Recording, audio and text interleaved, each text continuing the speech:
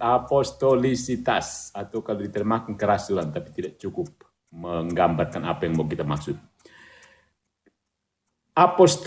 Apostolisitas ini adalah tanda yang dengannya gereja sekarang ini, gereja-gereja zaman now, diakui identik dengan gereja yang didirikan oleh Tuhan kita Yesus Kristus di atas para rasul. Ini sangat penting karena merupakan indikasi paling pasti dari gereja Kristus yang sejati. Cek.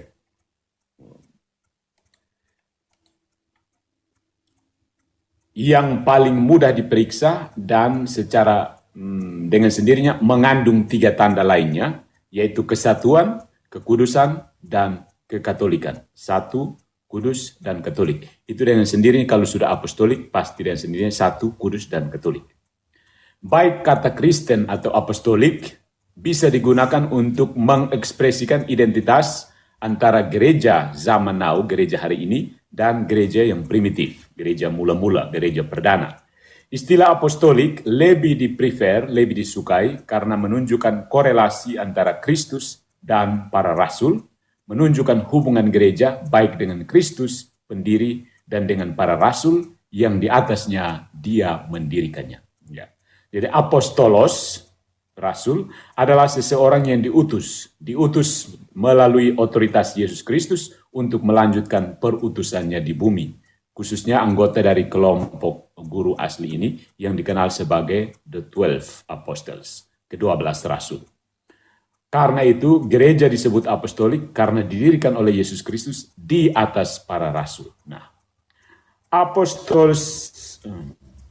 apostolisitas dari doktrin dan perutusan itu diperlukan. It is necessary. Apostolisitas doktrin mensyaratkan bahwa deposit iman, depositum fidei, yang dipercayakan kepada para rasul harus tetap tidak berubah.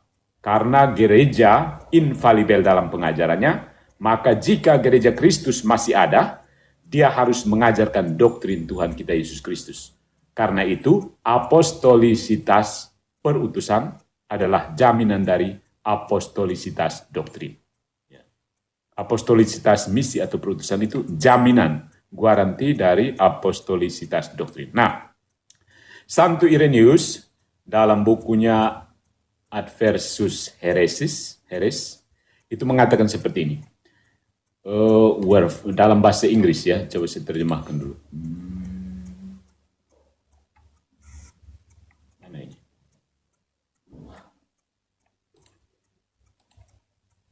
Wherefore we must obey the priest of the church who have succession in the episcopate, have received a certain mark of truth according to the will of the Father. All others, however, are to be suspected, who separated themselves from the principal succession, etc. Maksudnya, kita harus mentaati imam dari gereja yang memiliki suksesi dari para rasul, sebagaimana yang telah ditunjukkan, yang bersama dengan suksesi dalam episkopat, uskup, telah menerima tanda tertentu dari kebenaran menurut kehendak Bapa. Dalam menjelaskan konsep apostolisitas, maka perhatian khusus harus diberikan pada apostolisitas misi atau perutusan atau suksesi apostolik.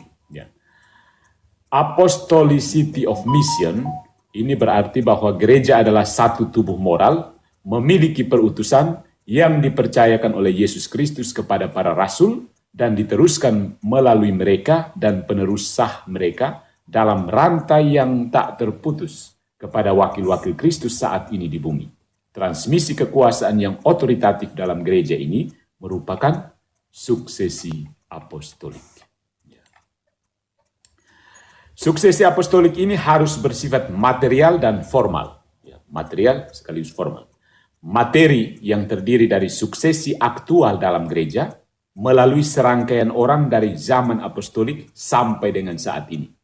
Formal menambahkan unsur otoritas dalam transmisi kekuasaan. Materinya adalah orangnya, formal itu adalah kekuasaannya, formanya. Ini terdiri dari transmisi yang sah. Transmisi itu apa ya? transmisi, pokoknya mengerti ya, yang sah dari kuasa pelayanan yang dianugerahkan oleh Kristus kepada para rasulnya. Tidak ada yang bisa memberikan kekuatan yang dimilikinya. Nemo dat, quod non habet. Tidak seorang pun bisa memberi kalau dia tidak punya. Oleh karena itu, dalam menelusuri perutusan gereja kembali kepada para rasul, tidak ada kekosongan yang bisa terjadi. Tidak ada misi perutusan baru yang bisa muncul. Tetapi perutusan yang diberikan oleh Kristus harus diturunkan dari generasi ke generasi melalui suksesi sah yang tidak terputus. Para rasul menerimanya dari Kristus dan memberikannya pada gilirannya kepada mereka yang ditunjuk secara sah oleh mereka sendiri, dan mereka sekali lagi memilih orang lain untuk melanjutkan pekerjaan pelayanan. Yesus, para rasul pilih orang-orang itu pilih lagi orang, seterusnya sampai Paus Fransiskus. Setiap jeda dalam suksesi ini menghancurkan apostolisitas. Karena jeda berhenti berarti awal dari seri baru yang bukan apostolik. Jadi, kalau begitu berhenti dan dia mulai lagi, berarti itu sudah rangkaian baru, tidak lagi apostolik. How shall they preach unless they be sent? Bagaimana mungkin mereka bisa mewartakan kecuali kalau mereka diutus? Itu dalam Roma bab 10 ayat 15. Misi otoritatif untuk mengajar, perutusan otoritatif untuk mengajar mutlak diperlukan. Perutusan pemberian manusia tentu tidak otoritatif. Karena itu, setiap konsep apostolisitas yang mengecualikan persatuan otoritatif dengan perutusan apostolik merampas pelayanan dari karakter ilahinya. Jadi kalau terlepas dari suksesi apostolik itu berarti sebenarnya merampas otoritas ilahi itu sendiri. Maka kerasulan apostolisitas atau suksesi apostolik berarti bahwa misi perutusan yang dianugerahkan oleh Yesus Kristus kepada para rasul harus diteruskan sejak saat itu kepada penerus sah mereka dalam garis yang tidak terputus sampai akhir dunia. Gagasan apostolisitas ini berkembang dari kata-kata Kristus sendiri, praktek para rasul, dan ajaran Bapa Gereja dan teolog gereja. Kita akan lihat. Maksud Kristus tentang suksesi apostolik ini tampak jelas dari ayat-ayat kitab suci yang menceritakan tentang penganugerahan perutusan kepada para rasul. As the Father hath sent me, I also sent you. Yohanes bab 20 ayat 21. Sebagaimana Bapa telah mengutus aku, demikian juga aku mengutus kamu. Misi para rasul seperti perutusan Kristus adalah perutusan ilahi. Mereka adalah rasul atau duta besar, Bapa yang rasul atau duta besar dari Bapa yang kekal. All power is given to me in heaven and on earth. Segala kekuasaan telah diberikan kepadaku di surga dan di bumi.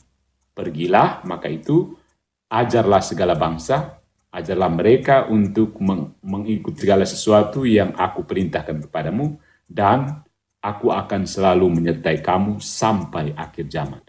Even to the consummation of the world. Matius bab 28 ayat 18. Perutusan ilahi ini selalu untuk melanjutkan hal yang sama. Oleh karena itu, harus ditransmisikan dengan divine karakternya, karakter ilahinya sampai akhir zaman. Yaitu harus ada suksesi sah yang tidak terputus yang disebut apostolisitas. Nah, para rasul memahami perutusan mereka dalam pengertian ini.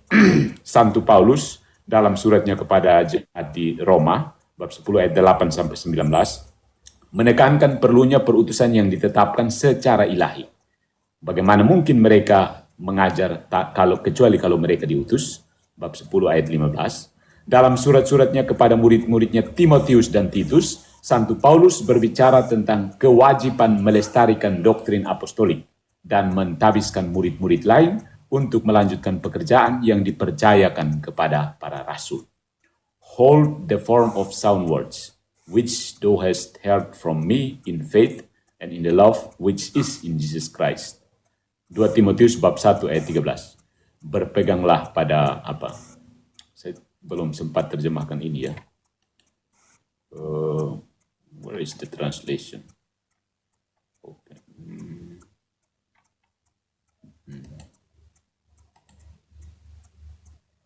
Oke, lanjut.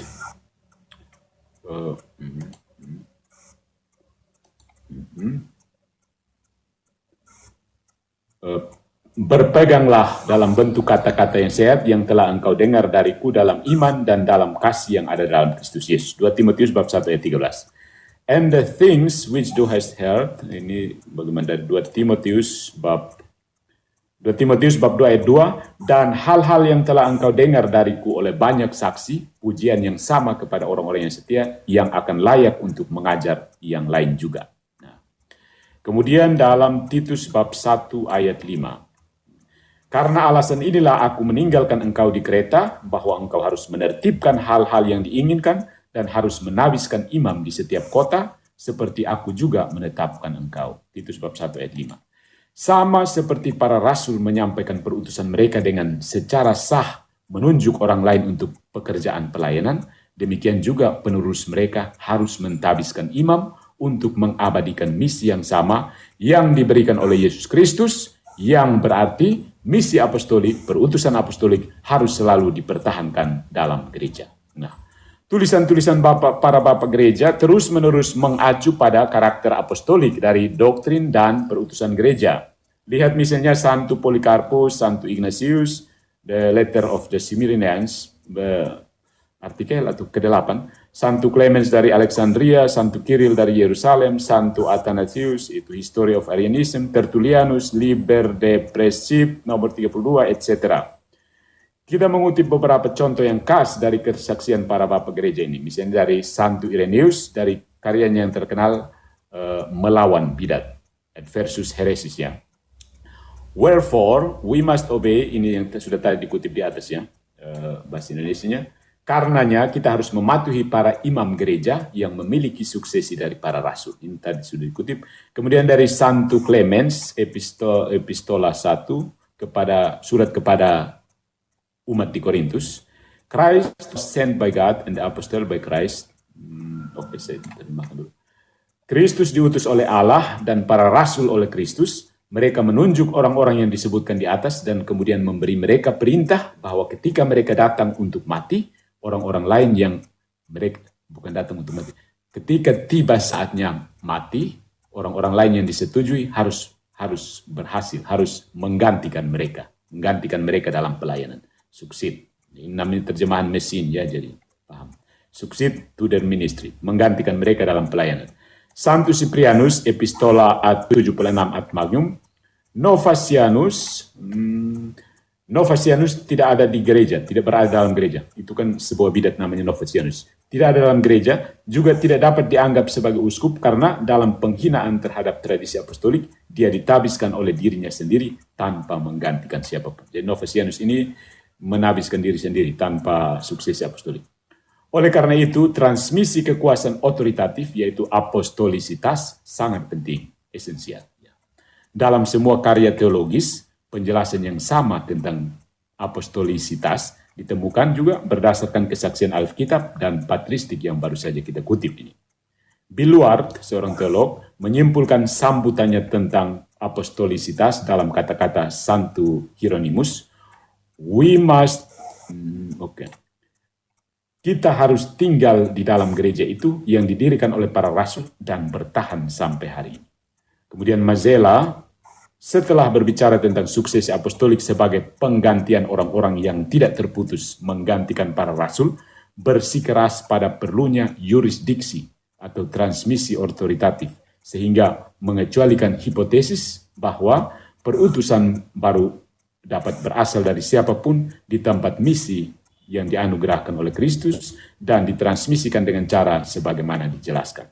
Billuart lagi, nama orangnya, teolog, menekankan gagasan bahwa gereja yang apostolik harus dipimpin oleh para uskup yang memperoleh pelayanan mereka dan kuasa pemerintahan mereka dari para rasul. Maka apostolisitas adalah suksesi apostolik yang dengannya gereja dewasa ini menjadi satu dengan gereja para rasul dalam asal-usul, doktrin, dan perutusan. Nah, sejarah gereja Katolik dari Santo Petrus, Paus pertama, hingga kepala gereja saat ini, Paus Fransiskus, adalah bukti nyata dari apostolisitasnya. Apostolisitas dari gereja Katolik. karena tidak ada jeda yang dapat ditunjukkan dalam garis suksesi tersebut. Kardinal Newman, Santo John Henry Newman, berkata, in English ya, say there is no church, katakanlah tidak ada gereja sama sekali jika Anda mau, dan setidaknya saya akan memahami Anda, tetapi jangan ikut campur dengan fakta yang dibuktikan oleh umat manusia. Maksudnya dia menyebut suksesi apostolik itu sebagai fakta yang dibuktikan oleh umat manusia. Lagi pula kata John Henry Newman ini, tidak ada bentuk lain dari kekristenan selain persekutuan Katolik saat ini yang memiliki fantestedo, bayangan yang paling menyerupai, bahkan dalam bayangan yang paling samar. Kekristenan kuno dipandang sebagai agama yang hidup di punggung dunia. Itu kata-kata. Dan dia berkata lagi seperti ini. The immutability and interrupted. Tindakan yang tidak dapat diubah dan tidak terputus dari hukum-hukum yang dipertanyakan sepanjang perjalanan sejarah gereja adalah catatan identitas yang jelas antara Gereja Katolik abad pertama dan apa yang sekarang dikenal dengan nama itu. Apa yang sekarang juga dikenal dengan nama Gereja Katolik. Jadi jika ada jeda dalam suksesi apostolik yang pernah terjadi, itu dapat dengan mudah ditunjukkan. Karena tidak ada fakta penting seperti itu, terhentinya, terputusnya suksesi apostolik yang terjadi dalam sejarah dunia tanpa menarik perhatian universal. Jadi tidak terbukti bahwa suksesi apostolik dari Petrus sampai Paus Fransiskus sekarang ini pernah terputus. Mengenai problem dan kontestasi dalam pemilihan paus tertentu, tidak ada kesulitan nyata. Dalam beberapa kasus di mana kontroversi muncul dalam persoalan pemilihan paus, masalah ini selalu diselesaikan oleh pengadilan yang kompeten di dalam gereja. Paus yang sah diproklamasikan dan dia, paus gemuk itu, sebagai penerus Santo Petrus, menerima perutusan apostolik dan yurisdiksi di dalam gereja. Sekali lagi, para bidat dari masa-masa awal dan sekte-sekte di kemudian hari telah berusaha untuk membenarkan ajaran dan praktek-praktek mereka dengan menarik appealing to doktrin Gereja Katolik atau persekutuan awal mereka dengan Gereja Katolik. Jadi, rujukan mereka ini menunjukkan bahwa Gereja Katolik dianggap sebagai apostolik bahkan oleh mereka yang telah terpisah dari persekutuan dengan. Ya. Jadi apostolisitas tidak ditemukan dalam gereja lain. Patut dicatat. Ini adalah necessary consequence, konsekuensi yang penting dari kesatuan gereja. Jika hanya ada satu gereja yang sejati, dan jika gereja Katolik, seperti yang baru saja kita tunjukkan, adalah apostolik, the necessary inference, kesimpulan yang diperlukan, kesimpulan yang mengikuti adalah bahwa tidak ada gereja lain yang apostolik. Tidak ada gereja lain yang apostolik, hanya gereja Katolik. Semua sekte yang menolak episkopat pada kenyataannya membuat suksesi apostolik menjadi tidak mungkin karena mereka menghancurkan saluran yang melaluinya perutusan apostolik ditransmisikan. Secara historis, permulaan dari semua gereja ini dapat ditelusuri ke periode yang lama setelah zaman Kristus dan para rasul. Mengenai gereja Yunani, Greek Church, cukup untuk dicatat bahwa gereja ini kehilangan suksesi apostolik dengan menarik diri dari yurisdiksi penerus sah Santo Petrus di takhta Roma. Siapa itu gereja Yunani? Mereka inilah yang mendirikan gereja Ortodoks Timur.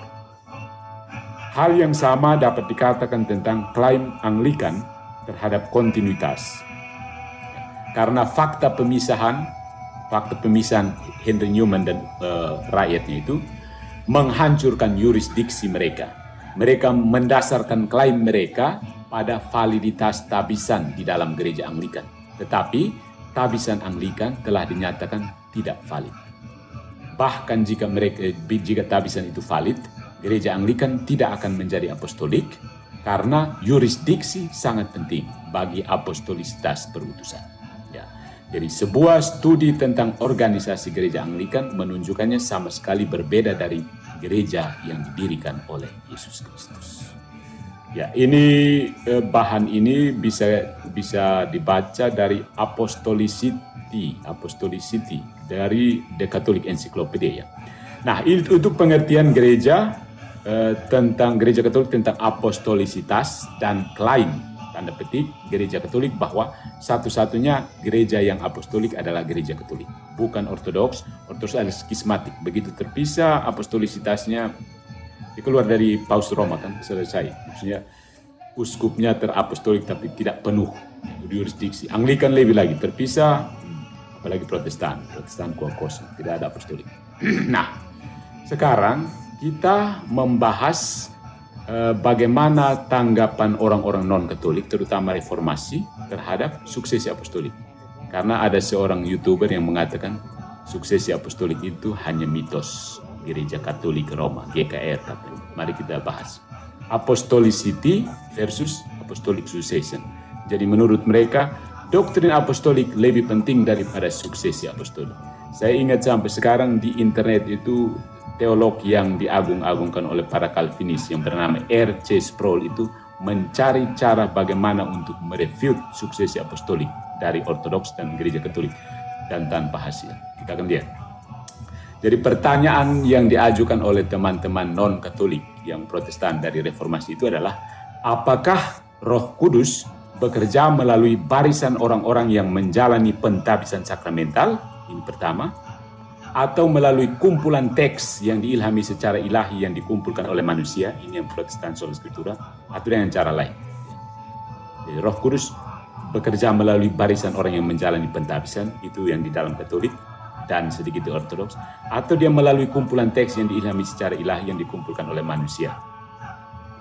Ini tampaknya menjadi masalah yang mendasari saya memeriksa, karena Protestan kan terlalu banyak yang periksa Verum Veritatis, tapi di situ hanya kata-kata makian saja yang muncul.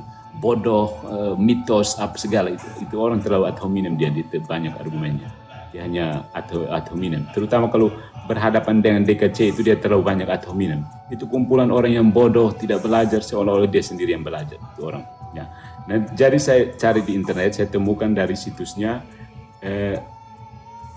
Orthodox Presbyterian Church. Ini bukan Ortodoks yang Ortodoks Timur ya, ini gereja Protestan, yang kan gereja Protestan kan banyak klaimnya kan.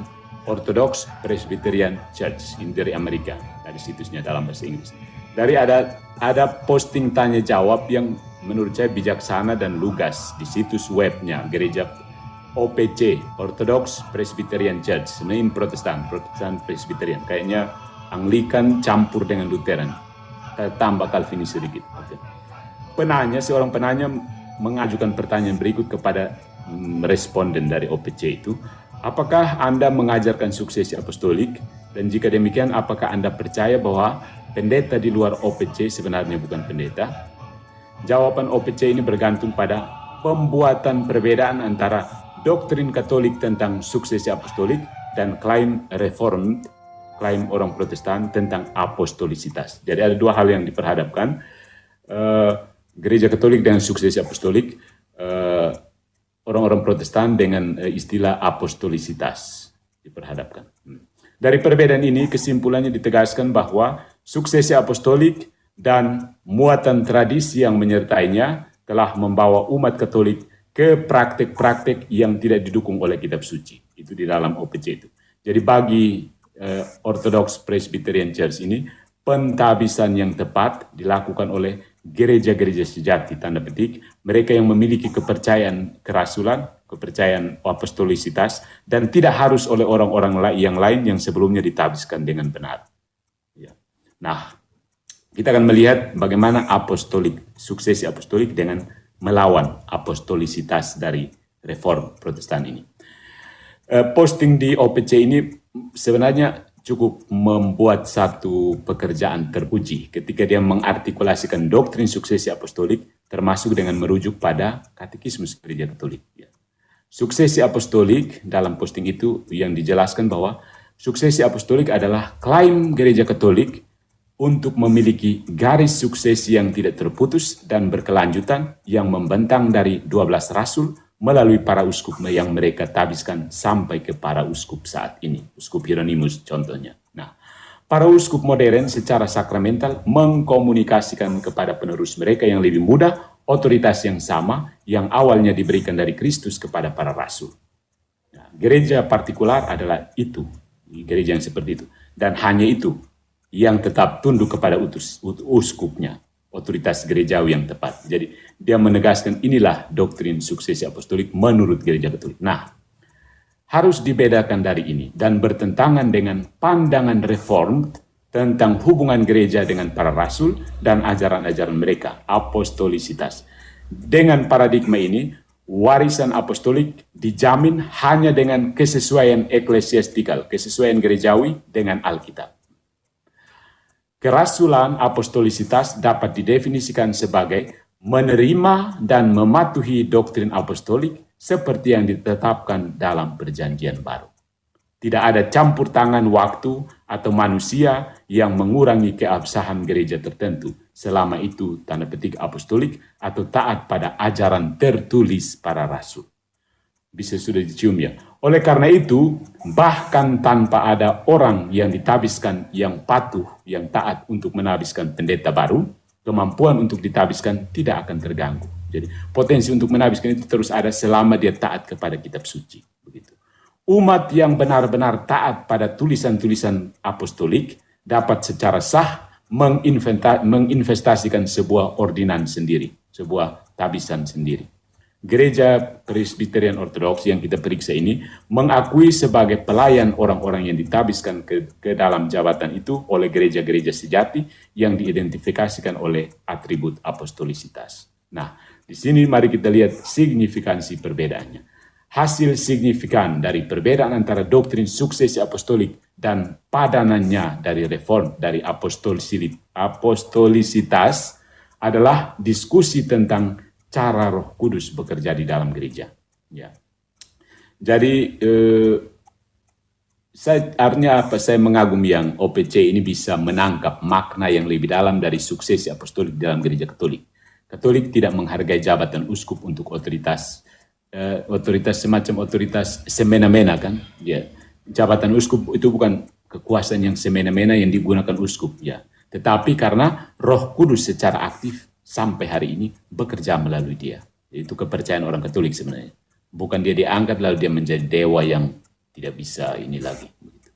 Maka penjajaran penulis terhadap pandangan Katolik dengan pandangan reform tentang media operasi utama Roh Kudus sangatlah tepat. Dia memberitahu kita bahwa orang-orang Protestan bereaksi terhadap doktrin suksesi apostolik dengan menolak seruan utama terhadap tradisi-tradisi yang berbeda dari kitab suci kanonik. Pengakuan Westminster adalah artikulasi yang menonjol dari ajaran ini. Bagaimana pengakuan Westminster menolak tradisi apostolik? Hakim tertinggi yang dengannya semua kontroversi agama harus ditentukan dan semua doktrin konsili, pendapat para penulis kuno, doktrin manusia dan roh-roh pribadi harus diperiksa. Yang dalam hukumannya kita harus beristirahat, tidak lain adalah Roh Kudus yang berbicara dalam kitab suci. Penulis kita ini menegaskan bahwa umat Katolik itu salah karena mereka gagal membawa tradisi mereka ke batu ujian kitab suci yang menghasilkan banyak doktrin dan praktik tanpa dasar dalam kitab suci seperti kepausan, api penyucian, dan perayaan Ekaristi. Dengan segala keterbatasan memperhatikan singkatnya format tanya jawab di forum itu, kesimpulannya salah. Kita diberitahu bahwa suksesi apostolik adalah salah, bukan karena tidak punya klaim atau manfaat historis, tetapi karena telah menyebabkan praktik-praktik yang bertentangan dengan Alkitab. Jadi menurut kebanyakan Protestan, suksesi apostolik itu salah karena sudah banyak praktik dari para uskup ini yang menyimpang dari kitab suci. Tetapi bukan karena tidak ada manfaat dan tidak ada klaimnya, tidak ada buktinya. Bukan karena tidak ada bukti, tapi karena suksesi apostolik itu menghasilkan penyimpangan. Nah, tetapi apa yang bertentangan dan tidak bertentangan dengan Alkitab, ini persoalan yang menjadi dasar sebenarnya perbedaan Protestan dengan Katolik. Apa yang bertentangan dan tidak bertentangan dengan Alkitab adalah poin yang cukup bisa diperdebatkan. Siapa yang harus memutuskan bahwa Ekaristi misalnya bertentangan dengan Alkitab? Di mana Kristus mengatakan kepada kita, "Truly, truly, I say to you, unless you eat the flesh of the Son of Man and drink his blood, you have no life in you. For my flesh is food indeed, and my blood is drink indeed." Sesungguhnya tubuhku, dagingku adalah benar-benar makanan dan darahku adalah benar-benar minuman. Ya, Yohanes 6:53-55. Jadi ini masalah interpretasi, karena poin yang dipermasalahkan adalah siapa yang harus memberikan interpretasi otoritatif. Tidak ada sanggahan. Jadi tidak ada sanggahan suksesi apostolik untuk menyatakan bahwa para penerus telah salah dalam beberapa interpretasi atau lainnya. Ya.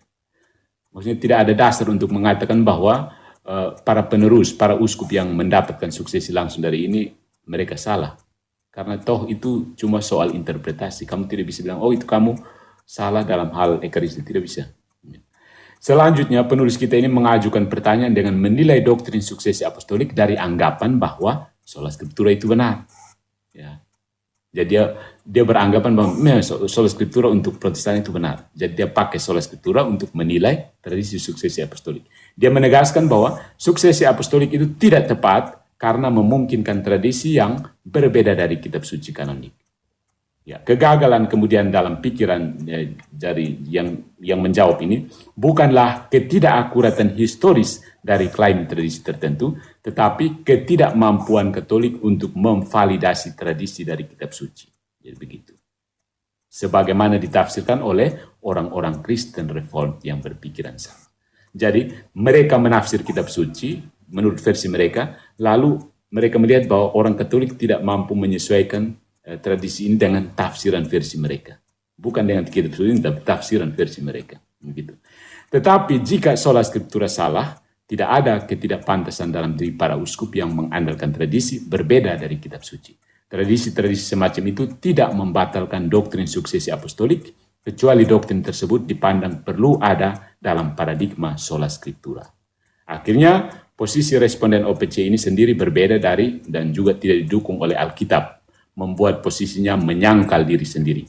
Dia dengan skeptis menyatakan bahwa bahkan jika garis tak terputus secara historis dapat dibuktikan dan tidak, Protestan menolak klaim otoritas Romawi karena kerasulan gerejalah yang diperhitungkan, apostolitas gerejalah yang diperhitungkan. Tetapi Alkitab tidak menyatakan bahwa ia menerima dan mentaati doktrin apostolisitas seperti yang ditetapkan dalam Perjanjian Baru. Itu kan tidak ada di Alkitab, begitu. Dan hanya itu yang diperhitungkan dalam membuat gereja valid. Asumsi khusus dalam tradisi reform ini adalah berbeda dari kitab suci kanonik. Hal ini juga ditemukan dalam menginginkan batu ujian kitab suci, di mana Paulus justru menginstruksikan saudara-saudara, stand firm and hold to the tradition that you were taught by us, either by our spoken word or by letter. 2 Tesalonika bab 2 ayat 15. Jika suksesi apostolik salah karena menyisakan ruang untuk ajaran yang berbeda dari kitab suci, maka sola scriptura salah untuk alasan yang sama. Begitu. Karena memang tidak ada ayat bahwa dia harus sama. Jika orang-orang Kristen mula-mula dan abad pertengahan selalu mengikuti para suksesor tertabis penerus para rasul, percaya bahwa Roh Kudus bekerja melalui orang-orang ini, bagian mana dari kitab suci yang mengizinkan pelepasan tugas ketaatan dan kesetiaan kita kepada para uskup? Di mana ada ayatnya mengatakan jangan tunduk kepada para uskup? Begitu. Bagian mana yang membuat tradisi lisan dengan durasi terbatas? Ya. Maksudnya bagian mana dalam kitab suci yang membatasi durasi tradisi lisan? Tidak ada kan? Dan tradisi tertulis menjadi otoritas yang mengeksekusi dirinya. Tidak ada. Apa yang mengakhiri otoritas kerasulan yang diberikan Kristus pada akhir kehidupan rasul yang hidup terakhir? Apa-apa sebenarnya yang menghentikan suksesi apostolik di situ? Apa? Tidak ada kan? Begitu rasul mati, suksesi apostolik berhenti. Itu ayatnya di mana? Maksudnya begitu. Ya. Sakramentabisan menyampaikan otoritas yang sama yang diberikan Kristus kepada para rasul, yang pada gilirannya mereka berikan kepada para uskup pengganti mereka, adalah jaminan tangan Roh Kudus yang aktif. Dan ini bukan deistik. Paham deistik ya? Deistik itu maksudnya, kayaknya prinsip beberapa Protestan prinsip deistik. Deistik itu konsep berbeda dengan teistik. Deistik itu konsep bahwa Tuhan menciptakan dunia sudah jadi seperti tukang jam. Begitu jamnya jadi, dia lepas itu jalan sendiri, putar sendiri. Jamnya putar sendiri. Tuhan sudah istirahat, tidur siang atau betul. Jadi ada beberapa Protestan yang kalau menolak sukses apostolik sebenarnya berprinsip begitu buku sudah firman Tuhan sudah dicatat dalam buku, Tuhan berhenti. lepas manusia berdebat supaya temukan tafsiran yang benar. Roh Kudus tidak begitu. Deistik. Jadi, tapi gereja Katolik menolak deistik ini. Jadi penulis ini menggabungkan pertanyaan tradisi dengan pertanyaan tentang suksesi apostolik. Dan kemudian menggunakan ketidaksepakatan dengan posisi Katolik tentang tradisi sebagai bukti terhadap suksesi apostolik. Tidak bisa. Pada akhirnya dia menulis, justru dengan standar apostolisitas gereja Katolik Roma diukur dan ditemukan kekurangan. Gereja Presbyterian Ortodoks, ini Protestan ini, mengakui sebagai pelayan orang-orang yang ditabiskan untuk jabatan itu oleh gereja-gereja sejati yang diidentifikasi oleh atribut apostolisitas. Di sini, si penulis ini dengan belak-belakan menegaskan kerasulan atau suksesi apostolis dengan cara yang sepenuhnya, istilah falasi itu begging for question, mengemis pertanyaan. Nah, mengingat bahwa suksesi apostolik adalah praktek universal gereja selama 1500 tahun, hanya mengklaim bahwa posisi baru itu benar, posisi baru yang harus sesuai dengan Alkitab itu benar, karena posisi tradisional melanggar posisi baru, ini sebenarnya klaim yang tidak tahan air. Maksudnya klaim yang bocor begitu. Jika itu terjadi, maka setiap pembuat pernyataan yang dibuat oleh kelompok sesat manapun akan punya klaim yang sama terhadap validitas. Ini bahasanya tinggi, tapi maksud yang terakhir seperti ini. Kalau mereka menolak suksesi apostolik dengan posisi sola scriptura yang baru diciptakan abad ke-16 itu benar, maka posisi yang lama harus sesuai dengan posisi yang baru, maka setiap klaim dari para bidat apapun pernyataannya pasti harus sesuai dengan yang baru. Karena yang lama tidak cocok dengan yang baru, maka yang lama salah. Begitu ada yang baru lagi, yang lama tidak cocok dengan yang baru. Dan akhirnya menghasilkan ketidakjelasan. Jadi apostolisitas yang sejati, doktrin apostolisitas, itu justru dibuktikan dengan suksesi apostolik. Doktrin yang apostolik terbukti dengan adanya suksesi yang apostolik.